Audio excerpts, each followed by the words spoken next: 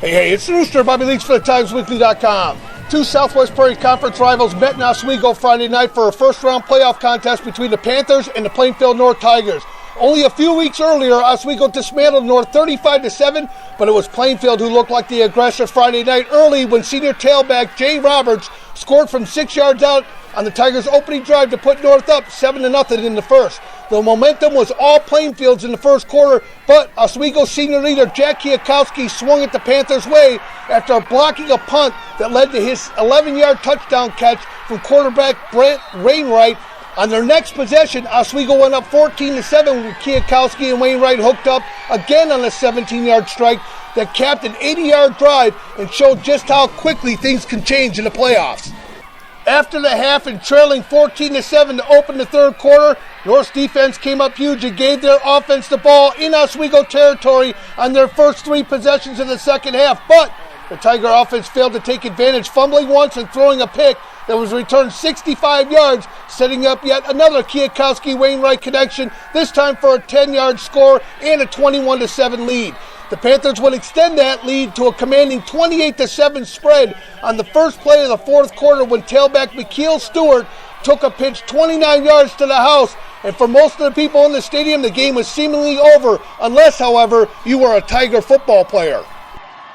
North senior quarterback Kurt Palandak exploded and led a Tiger charge that stunned the blue and orange sideline when he found junior Matt Welch on a 67-yard bomb for a score, inching the Tigers closer 28-14. On their next possession, Palandak had senior Kendall Inreal on a 30-yard wheel route but suffered a bad call when he was ruled out of bounds by a referee behind the play. In our opinion, the replay here shows clearly Inreal made the catch inbounds, yet North recovered and scored again with 1:10 left in the game when Palandak hit senior Brock Combs on a 6-yard pass, closing the gap ever closer, 28-21. North was in business when Plainfield recovered an onside kick that gave the Tigers new life, and they took advantage when Palandak hit Welch down the seam on a 30-yard pass to the Panther 5-yard line with only 20 seconds left to play. On 4th and goal, Palandak rolled to his right and seemingly found Combs on a 5-yard game-time score, but the same referee from an earlier call ruled he caught the pass out of bounds, which touched off a celebration for Oswego, who escaped a first-round gaffe, 28-21, advancing to take on Bennett in round 2 of the IHSA playoffs. You did play hard. You guys played hard. We wanted, we tried, man. I don't know. But how do you guys come back down 3 touchdowns in the fourth quarter? We just keep our heads in it, and that's exactly what we did. We had to fight through adversity, and we tried, We just didn't get the calls we wanted. It's all right. We'll get them next year. Thanks, Jim. But talk about how your kids came back and battled in the fourth quarter, down three scores. Our kids never gave up, just like they never gave up all year. And we talk about all the time about keep hammering and keep battling, and they did it. We had so much adversity, some of it self-inflicted, some of it not self-inflicted. It don't matter. Our kids never gave up. They never quit. I'm so proud of them. Great group of kids. They handled themselves well, freaking battled the entire game. How'd you see the last pass, Coach? I saw it complete. His feet were in. He thought makes a great catch. There was another pass, too, a critical pass. Midway through the fourth quarter, he catches that wheel route. He's gone for a score. He's in bounds. He gets pushed out. But again, that's another call that went the other way. You can't do nothing about it. We didn't get any calls all night. Our kids kept battling. They kept playing their butts off. They kept believing. They put us in a chance to win. Obviously, it didn't work out for us. Kurt Palandak, the guy was injured. He was hobbling around. He just threw some They put some shots on him. He obviously made some great plays and did a good job. I thought our defense really played well.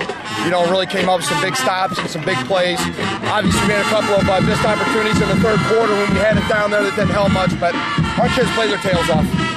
Got to be proud to be a Tiger coach and a player, though, ultimately. I'm so proud of our kids, how they played. Well, every single one of them. Battle. Did a great job. 3 touchdowns. You caught some big balls today.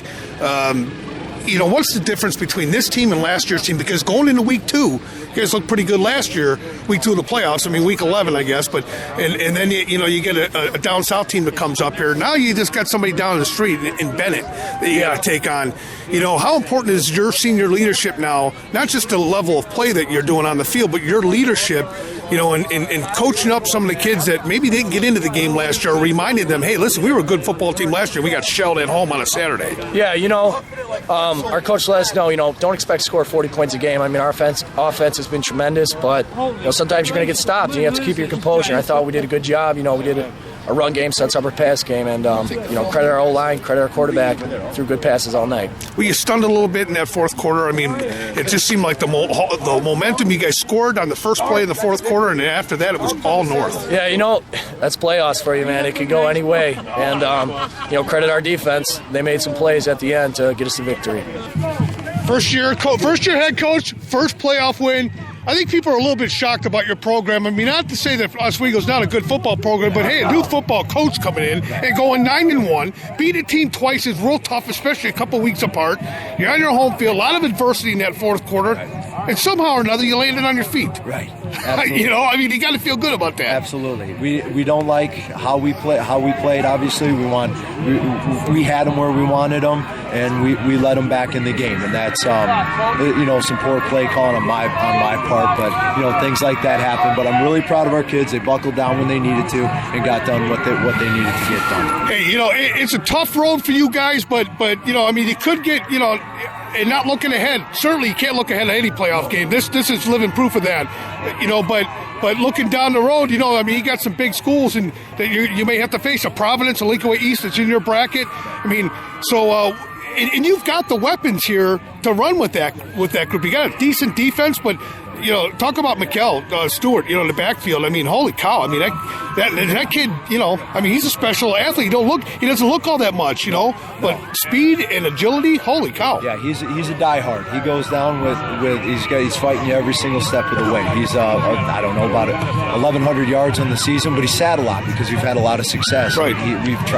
We try to rest him. We realize that we've got the weapons, but we also realize who we face. I think we learned a lesson that just because you're Oswego and you've got some tradition, some state titles, you can't walk on a field even against a team you beat 3 weeks ago and expect that you're going to be able to the wins are just going to come natural. So I think we learned a valuable lesson that you have to work for every single thing that you get in the playoffs. And you're right, there are some very tough teams, and we're gonna prep for next week for Bennett or Andrew or whoever we end up playing. Looks like it'll be Bennett. Yeah. I don't know how they're doing, but I want our guys to believe that we are one of those teams. We are one of those teams that you have to prep for. You have to think Oswego's coming. They can threaten you in a lot of different ways. It's been a production of SouthwestSportsNest.com, home of the playmakers and game changers. Remember, do your best. Get on the nest.